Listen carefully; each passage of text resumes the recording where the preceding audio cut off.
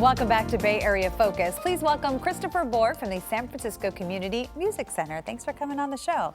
Good morning. Thanks for having me. All right, this is an exciting year, 95 years, It is right? an exciting year. We have realized a single mission, a single unchanged mission since 1921. So 95 years ago of providing a high quality music education to anyone. Yes. And we have two branches, one at our headquarters in the Mission District and the other one in the Richmond District. And throughout all of that and partnerships around the city, we have this year 2,400 students who are part of our programs. So they come from all over the Bay Area? They do, largely from the city. But, and they come to the center and learn music? They can come to the center to take classes or music instruction, to be part of an ensemble. We also have partnerships offsite with other organizations where they can go to that center for their classes, and we're pretty active throughout the city. How did this all come about 95 years ago?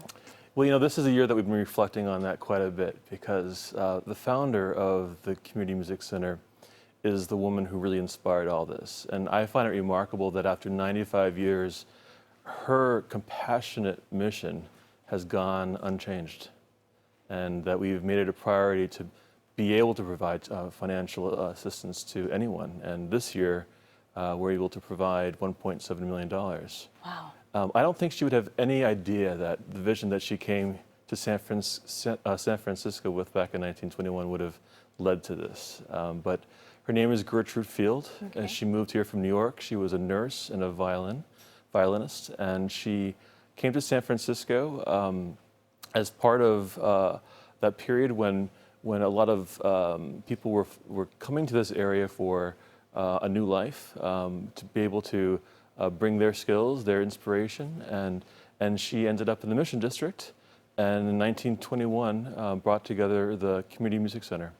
And we do have a picture from 1926, a very old picture, but look at that. Yes, that is my office, and it's hard to imagine. Are you in there? No, but that is my office, and it's still used that way when I'm not there, actually. And so you have a lot of people in there with instruments and playing music? After That's hours, nice. when I leave the office, they come in there and have rehearsals, either for percussion ensemble or lessons. So we also have a picture from current times too, Yes. young people playing instruments.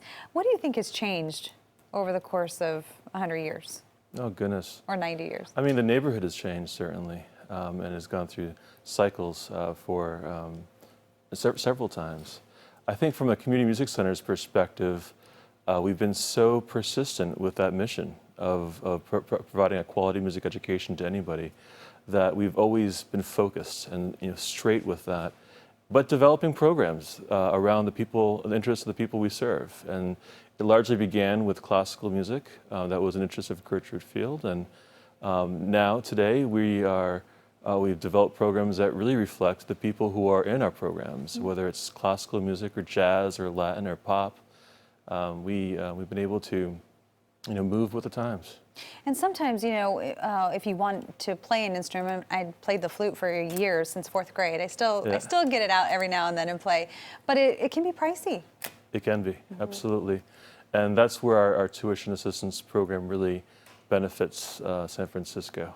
Again, we offering $1.7 million this year, and it's not just in scholarship programs, it's in a sliding scale approach to offering tuition assistance, and it really just opens doors for people. We really are transforming lives for students who are in high school or younger, or older adults in our older adult program. Mm-hmm. What does that do for somebody who can learn an instrument? We always hear that if you play an instrument that you do better in class. Yeah, I mean there are a lot of studies out there now that are confirming that early exposure to the discipline of studying music actually forms the brain differently. From my perspective, my parents will always say that it kept me out of trouble. And I think it does provide structure for many people, whether it's someone who's young or older. Okay, so you have an instrument petting zoo? Oh, yes. We have a young musicians program of about 125 high school students, and there are 3 components to that. They are given a scholarship to study a music lesson. They're a part of an ensemble, and they're also part of a music theory class. And this past year, we added a 4th component, a leadership component, to teach the students how they can give back to the community, not just San Francisco, but specifically the Community Music Center. And the petting zoo has been a hugely successful activity for them because it allows them to share with people who have never studied an instrument the opportunity to pick up a violin or a cello. Yeah. And perhaps, it's the Instead first of days. animals, they're instruments. Exactly. Yeah, that's great. Yeah. All right, Crystal, thank you so much. Thank you. Thank you. And for more information about San Francisco Community Music Center, just log on to sfcmc.org. Again, that's sfcmc.org. Coming up, author Fred Sederberg. We'll be back.